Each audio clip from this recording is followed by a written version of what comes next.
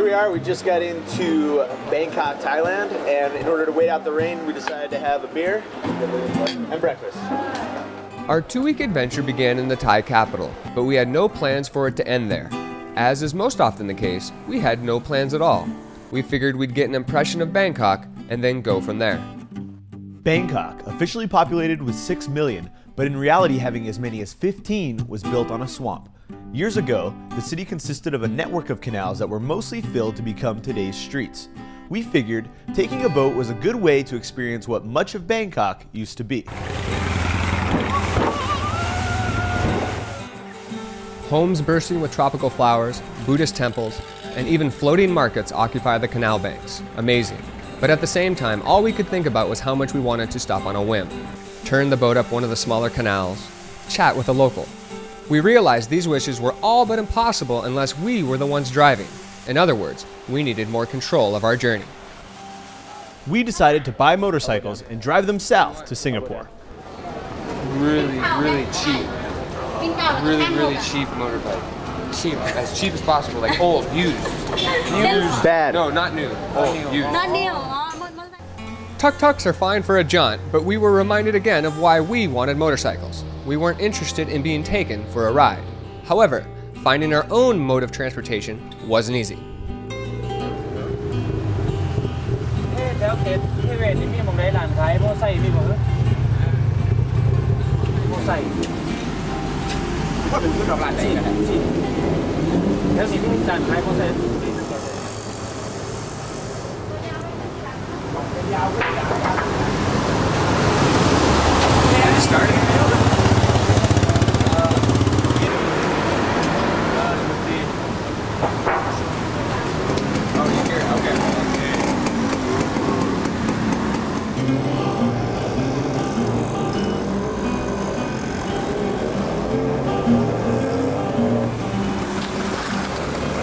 One bike so far. Now all we have to do is get one more, and then we can head south for the winter.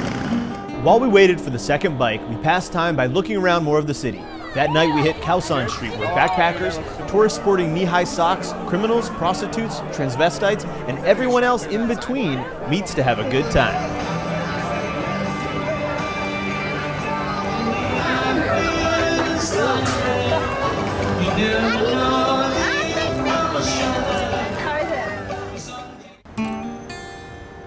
One thing you notice right away in Thailand is the adoration for King Bhumibol, the world's longest reigning monarch. When we arrived in Bangkok, his elder sister recently died, and the country was in the middle of 100 days mourning, including a funeral at the Grand Palace. Like the king himself, the palace is much revered by the Thai people. In order to enter the Royal Grand Palace, you gotta wear pants. So, we brought some.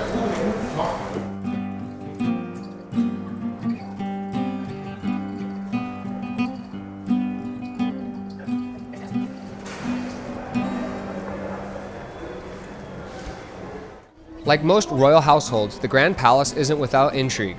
In 1946, King Rama VIII, the current king's older brother, was mysteriously found dead in his bedroom with a bullet hole through his forehead. Subjects such as this are taboo for the Thai. We went back to the bike shop for one more bike. We were reminded that we knew nothing about the two-wheeled contraptions. Overall though, everything seemed great, except I had the paperwork for my bike, but Bruzy didn't have the paperwork for his. This wasn't a problem in Thailand, but could become one later when we would try to enter Malaysia. We agreed with the mechanic he would forward the documents to us down the road.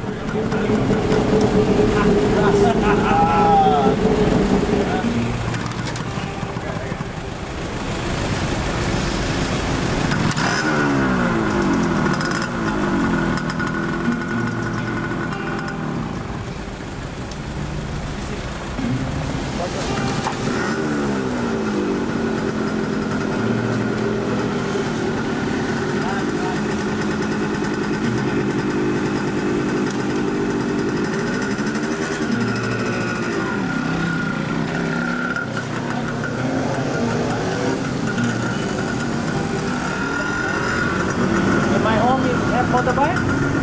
Huh? You have motorbike before?